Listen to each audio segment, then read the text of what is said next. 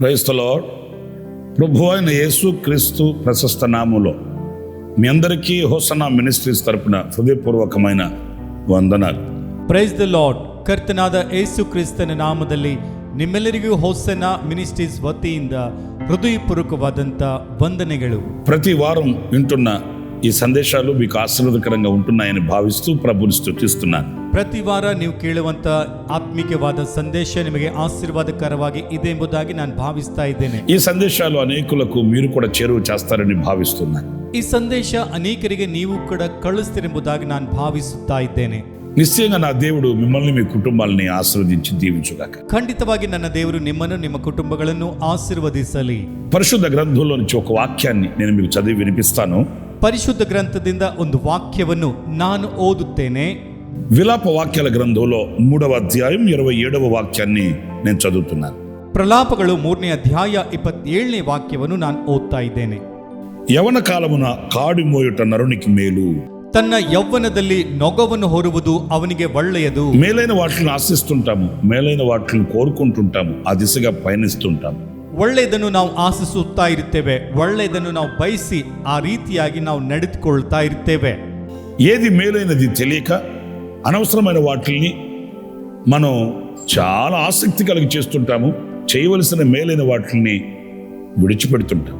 ಯಾವುದು ಒಳ್ಳೆಯದನ್ನು ಮಾಡಬೇಕೆಂಬುದಾಗಿ ಅದನ್ನು ನಾವು ಮಾಡಬಾರದನ್ನು ಬಹಳ ಆಸಕ್ತಿಯಿಂದ ಮಾಡ್ತಾ ಮಾಡುವಂತ ವಿಷಯವನ್ನು ನಾವು ಬಿಟ್ಟು ಬಿಡ್ತೇವೆ, ಮರೆತು ಹೋಗ್ತೇವೆ. దేవుని వాక్యం ఏమని సెలవిస్తుంది? ದೇವರ ವಾಕ್ಯ ಏನೆಂದು ಹೇಳುತ್ತಾ ಇದೆ? ఆయన కాడిని మోయుట మేలు అనే మాట ఈ పూట మనం ధ్యానించినప్పుడు ಆತನ ನೊಗವನ್ನು ಹೊರುವುದು ಒಳ್ಳೆಯದು ಎಂಬ ವಿಷಯವನ್ನು ಈ ಹೊತ್ತು ಧ್ಯಾನ ಮಾಡುವುದಾದರೆ, కాడి అనేది బాధ్యతతో కూడింది, బరువును సహించగలిగింది, అది చక్కటి ఆధ్యాత్మికమైన అనుబంధంతో కూడింది. ನೊಗವು ಎಂಬುದು ಭಾರದಿಂದ ಕೂಡಿರುವುದು, ಭಾರವನ್ನು ಸಹಿಸಬಲ್ಲದು, ಒಳ್ಳೆಯ ಆಧ್ಯಾತ್ಮಿಕವಾದ ಅನುಭವದಿಂದ ಕೂಡಿರುವಂತದ್ದು. మరి ఈ శ్రేష్టమైనటువంటి కాడి అనే అనుభూతిని ఎందుకు విస్మరిస్తున్నాము?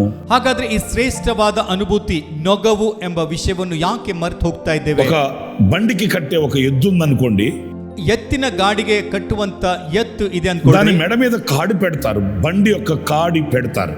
ಅದರ ಕುತ್ತಿಗೆ ಮೇಲೆ ನೊಗದ ಭಾರವನ್ನು ಹೊರಿಸ್ತಾರೆ. ఆ కాడి పెట్టబడిన ఆ ఎద్దు విసుకునందదు, విరక్తి చెందదు, సణుగు కొనదు. ఎంత భారమైన వహించి సాగి వెళ్ళడానికి సాహసిస్తుంది. ಆ ನೊಗವನ್ನು ಕುತ್ತಿಗೆ ಮೇಲೆ ಇಟ್ಟುಕೊಂಡಿರುವಂತ ಆ ಎತ್ತು ಸಹಿಸಿಕೊಳ್ಳುತ್ತದೆ. ಅದೇನು ಮನಸ್ಸಿಗೆ ನೋವನ್ನು ಉಂಟು ಮಾಡಿಕೊಳ್ಳಲ್ಲ, ಮನಸ್ಸಿಗೆ ಬಾಧೆ ಉಂಟು ಮಾಡಿಕೊಳ್ಳಲ್ಲ, ಎಷ್ಟೇ ಭಾರವಾದ್ರೂ ಸಹಿಸ್ತದೆ. అది ఒక బాధ్యతతో కూడిన పని అండి. ಅದು ಒಂದು ಬಾಧ್ಯತೆಯಿಂದ ಕೂಡಿರುವಂತ ಕೆಲಸ. బాధ్యత కలిగిన వ్యక్తి సణుగుకోడు, సంశయించడు, వెనుతిరగడు. ಬಾಧ್ಯತೆ ಉಳ್ಳಂತ ವ್ಯಕ್ತಿ ಎಂದಿಗೂ ಕೂಡ ಗುಣಗುಟ್ಟುಕೊಳ್ಳಲ್ಲ, ಆತನು ಹಿಂತಿರುಗಿ ನೋಡಲ್ಲ. ఈ బాధ్యత ఒక గొప్ప ఆనందాన్ని కూడా కలుగు చేస్తుంది. ಈ ಬಾಧ್ಯತೆ ಒಂದು ದೊಡ್ಡ ಆನಂದವನ್ನು ಕೂಡ ಉಂಟು ಮಾಡ್ತದೆ. ఒకవేళ ఎద్దుతో మనం మాట్లాడగలిగితే, ఆ కాడిని మోస్తున్న ఎద్దుని మీరు అడిగినప్పుడు విసుగు చెందినట్లుగా కాదు, కానీ ఒకవేళ అందులో పాఠం నేర్చుకోగలిగితే, ఈ బాధ్యతని, ఈ భారాన్ని మోయడానికే నేను పుట్టాను బాబు అని చెప్తుంది ఎద్దు. ಒಂದು ವೇಳೆ ಎತ್ತಿನೊಂದಿಗೆ ನೀವೇನಾದ್ರೂ ಮಾತಾಡಿದ್ರೆ, ಆ ನೊಗವನ್ನು ಹೊರುವಂತ ಎತ್ತಿಗೆ ನೀವು ಹೋಗಿ ಕೇಳಿದರೆ, ಆ ಎತ್ತು ಏನು ಹೇಳ್ತದೆ ಅಂದ್ರೆ, ನಾನು ಈ ಭಾರವನ್ನು ಬಾಧ್ಯತೆ ಹೊರುವುದಕ್ಕಾಗಿ ಹುಟ್ಟಿದ್ದೇನೆ ಎಂಬುದಾಗಿ ಉತ್ತರ ಕೊಡ್ತದೆ ಆ ಎತ್ತು. కనుక ఈ కాడి మోయడం మనకు మేలు అని వాక్యం సెలవిస్తుంది. ಈ ನೊಗವನ್ನು ಹೊರುವುದು ನಮಗೆ ಒಳ್ಳೆಯದೆಂಬುದಾಗಿ ಸತ್ಯವೇದವು ಹೇಳ್ತದೆ. ఏ కాడి? ಯಾವ ನೊಗ ಅದು? పరిశుద్ధ గ్రంథంలో మనం చదివినప్పుడు ಪರಿಶುದ್ಧ ಗ್ರಂಥದಲ್ಲಿ ನಾವು ಓದುವುದಾದರೆ, మత్తయి సువార్త 11వ అధ్యాయం 28వ వాక్యాన్ని నేను చదువుతాను.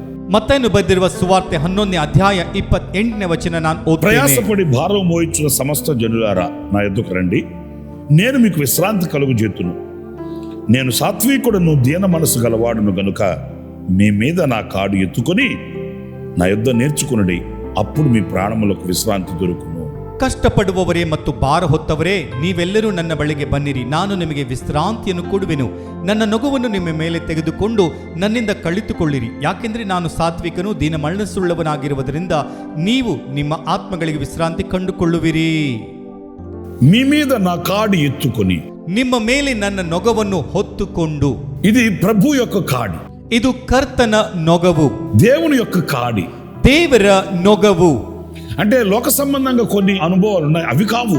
ಅಂದ್ರೆ ಲೋಕ ಸಂಬಂಧವಾಗಿರುವಂತ ಕೆಲವು ಅನುಭವಗಳಿವೆ, ಅವೆಲ್ಲ ನಾನು ಹೇಳುವುದು. దేవుడు మన మీద పెట్టిన బాధ్యతని వహించడం, ದೇವರು ನಮ್ಮ ಮೇಲೆ ಇಟ್ಟಿರುವ ಬಾಧ್ಯತೆ ನಾವು ವಹಿಸಿಕೊಳ್ಳುವುದು, విస్మరించడం కాదు. ಅದನ್ನು ಮರೆತು ಬಿಡುವುದಲ್ಲ. దేవుడు పెట్టిన భారాన్ని, బాధ్యతని సంతోషంగా అంగీకరించి ఆ బాధ్యతని కడముట్టించాలని ప్రయత్నం చేయడం, ప్రయాసపడడం, కష్టపడడం, గమ్యాన్ని చేరుకోవడం. ಭಾರವನ್ನು, ಬಾಧ್ಯತೆಯನ್ನು ಸಂತೋಷವಾಗಿ ಅಂಗೀಕರಿಸಿ ಆ ಬಾಧ್ಯತೆಯನ್ನು ಕೊನೆಗಾಣಿಸಬೇಕೆಂದು ಪ್ರಯಾಸ ಪಡುವುದು, ಕಷ್ಟಪಡುವುದು, ಗುರಿ ಸೇರುವುದು. ఈ రోజున అనేకులు దేవుడు ఉంచిన భారాన్ని విస్మరించి వాళ్ళకై వాళ్ళు కొన్ని భారాలు పెట్టుకుంటున్నారు. ಈ ದಿನ ಅನೇಕರು ದೇವರು ಇಟ್ಟಿರುವಂತ ಭಾರವನ್ನು ಮರೆತು ಹೋಗಿ ಅವರಿಗೆ ಅವರೇ ಭಾರವನ್ನು ಇಟ್ಕೊಳ್ತಾ ಇದ್ದಾರೆ. మార్తా మరియ లాజరు ఇంటికి యేసయ్య వెళ్ళాడు. ಮಾರ್ತಾ ಮರಿಯ ಲಾಜರನ ಮನೆಗೆ ಯೇಸು ಸ್ವಾಮಿಯವರು ಹೋದರು. ఆ ఇంట్లో యేసయ్య కూర్చొని ఉన్నాడు. ಆ ಮನೆಯೊಳಗೆ ಯೇಸು ಸ್ವಾಮಿ ಕುಳಿತುಕೊಂಡಿದ್ದಾರೆ. మరియమ్మ ఆయన పాదాల దగ్గర కూర్చొని ఆయన మాటలు వింటుంది. ಮರಿಯಳು ಆತನ ಪಾದದ ಹತ್ತಿರ ಕುಳಿತುಕೊಂಡು ಆತನ ಹೇಳುವ ಮಾತನ್ನು ಕೇಳ್ತಾ ಇದ್ದಾಳೆ. మార్తమ్మ గారు అనేక పనులు ఆమె చేస్తూ అందులో విసిగిపోయి విరక్తి కలిగిన మాటలు మాట్లాడుతుంది. ಮಾರ್ತಳು ಅನೇಕ ಕೆಲಸಗಳನ್ನು ಇಟ್ಟುಕೊಂಡು ಆ ಕೆಲಸಗಳನ್ನು ಮಾಡ್ತಾ ಅವುಗಳಿಂದ ಬೇಜಾರಾಗಿರುವ ಹಾಗೆ ಮಾತಾಡ್ತಿದ್ದಾಳೆ. అప్పుడు యేసయ్య ఏమన్నాడు? ಆಗ ಯೇಸು ಸ್ವಾಮಿ ಏನ್ ಹೇಳ್ತಾರೆ? నీవు అనేకమైన పనులు పెట్టుకొని తొందరపడుతున్నవే కానీ ಅನೇಕ ಕೆಲಸಗಳನ್ನು ಇಟ್ಟುಕೊಂಡು ತೊಂದರೆ ಪಡ್ತಾ ಇದ್ದೆ ಹೊರತು ఉత్తమమైన దానిని గ్రహించలేకపోతున్నావు. ಉತ್ತಮವಾಗಿರುವುದನ್ನು ಗ್ರಹಿಸಲಿಕ್ಕೆ ನಿನ್ನಿಂದ ಆಗ್ತಾ ಇಲ್ಲ. శ్రేష్టమైన దానిని గ్రహించలేకపోతున్నావు. ಶ್ರೇಷ್ಠವಾದದನ್ನು ಗ್ರಹಿಸಲಿಕ್ಕೆ ನಿನ್ನಿಂದ ಆಗ್ತಾ ಇಲ್ಲ. అందుకే కదా ఈ విరక్తి, ಅದಕ್ಕೆ ಅಲ್ವಾ ಈ ವಿರಕ್ತಿ, అందుకే కదా ఈ విసుగు, ಅದಕ್ಕೆ ಅಲ್ವಾ ಈ ಬೇಜಾರು. ఎవరో తోడు పడట్లేదని, ఎవరో అండగా ఉండట్లేదని, ఎవరో చేతికి రావట్లేదని అలసిన అనుభవాలు ఎందుకు వస్తున్నాయి? ಯಾರು ನನಗೆ ಸಹಾಯ ಮಾಡ್ತಾ ಇಲ್ಲ, ಯಾರು ನನಗೆ ನೆರಳಾಗಿಲ್ಲ, ಯಾರು ಒಂಚೂರು ಕೂಡ ನನಗೆ ಸಹಾಯ ಮಾಡ್ತಾ ಇಲ್ಲ, ಇಂಥ ಅನುಭವ ಯಾಕೆ ಬರ್ತವೆ? నీ చెల్లి అయిన మరియ చూడు, పాదాల దగ్గర కూర్చొని ఉత్తమమైన దాన్ని ఆమె ఏర్పరచుకుంది. ನಿನ್ನ ತಂಗಿ ಆಗಿರುವ ಮರಿಯಳು ನೋಡು, ಆಕೆ ಉತ್ತಮವಾಗಿರುವುದನ್ನು ಆರಿಸಿಕೊಂಡು ದೇವರ ಮಾತನ್ನು ಕೇಳ್ತಾ ಇದ್ದಾಳೆ. దేవుని మూలముగా కలిగిన భారం మనకు సులువుగా ఉంటుందండి. ದೇವರ ಮೂಲಕ ಉಂಟಾಗುವಂತ ಭಾರವು ನಮಗೆ ಸುಲಭವಾಗಿರುತ್ತದೆ. ఆయన మూలముగా కలిగే ఆలోచన చాలా ఉత్తమముగా ఉంటుందండి. ಆತನ ಮೂಲಕವಾಗಿ ಉಂಟಾಗುವ ಆಲೋಚನೆ ಬಹಳ ಉತ್ತಮವಾಗಿರುತ್ತದೆ. ఏదో మనం కష్టపడి చేస్తున్నట్లుగా ఉండదు, ಏನು ನಾವು ಕಷ್ಟಪಟ್ಟು ಮಾಡುವ ಹಾಗೆ ಇರಲ್ಲ, ప్రయాసపడి చేస్తున్నట్లుగా ఉండదు, ಪ್ರಯಾಸಪಟ್ಟು ಮಾಡುವ ಹಾಗೆ ಅದೇನು ಇರಲ್ಲ.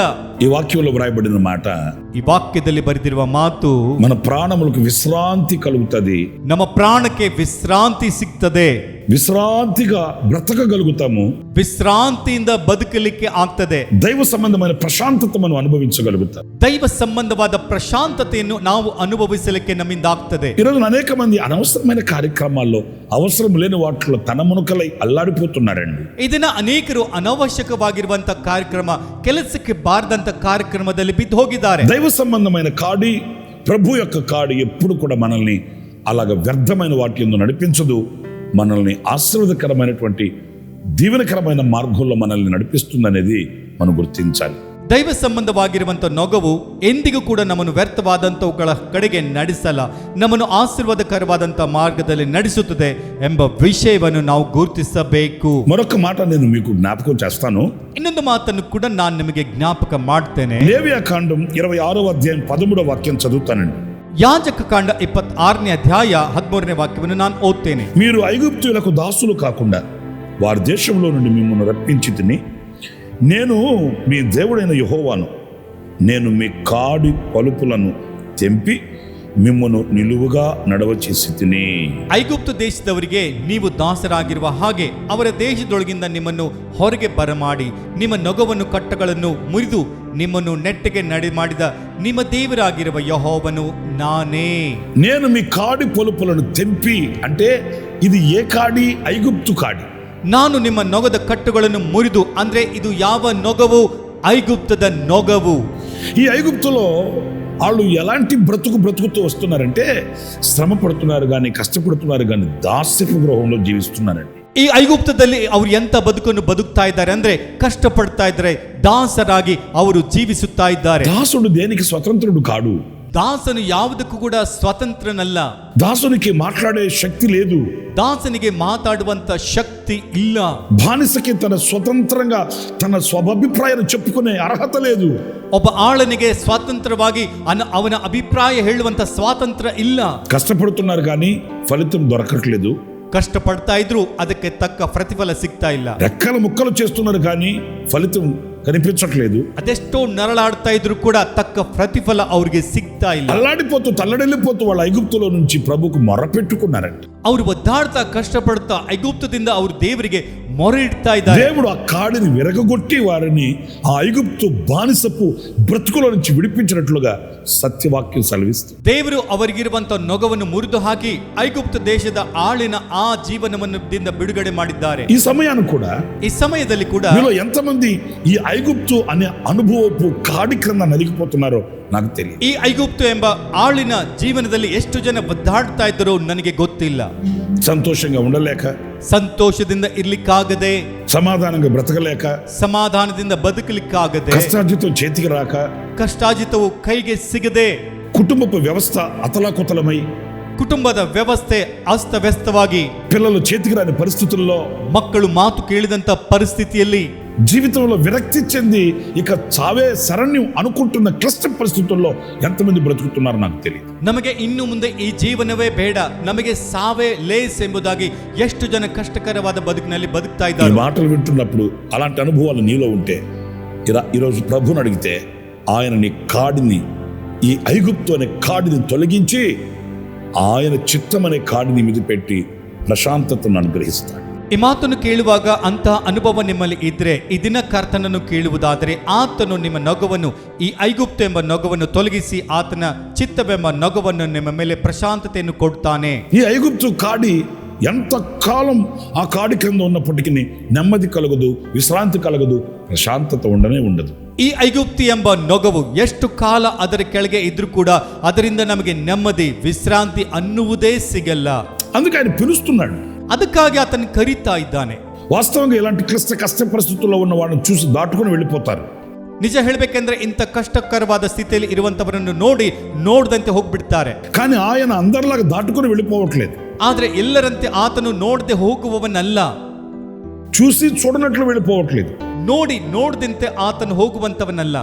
కనికరం కలిగిన వాడై, దయ కలిగిన వాడై ఆయన పిలుస్తున్నాడు. ప్రయాసపడి భారము మోయుచున్న వారిలారా, ಕರುಣೆಯುಳ್ಳವನಾಗಿ ದಯೆಯುಳ್ಳವನಾಗಿ ಆತನು ಕರೀತಾ ಇದ್ದಾನೆ. ಪ್ರಯಾಸಟ್ಟುಪಟ್ಟು ಭಾರ ಹೊರುವವರೇ నా యొద్దకు రండి, ನನ್ನ ಬಳಿಗೆ ಬನ್ರಿ, నేను మీకు విశ్రాంతినిస్తాను, ನಾನು ನಿಮಗೆ ವಿಶ್ರಾಂತಿ ಕೊಡ್ತೇನೆ, నేను మీకు ప్రశాంతతనిస్తాను. ನಾನು ನಿಮಗೆ ಪ್ರಶಾಂತತೆ ಕೊಡ್ತೇನೆ. మరి విశ్రాంతి ఇచ్చే దేవుని దగ్గరికి నడవగలవా?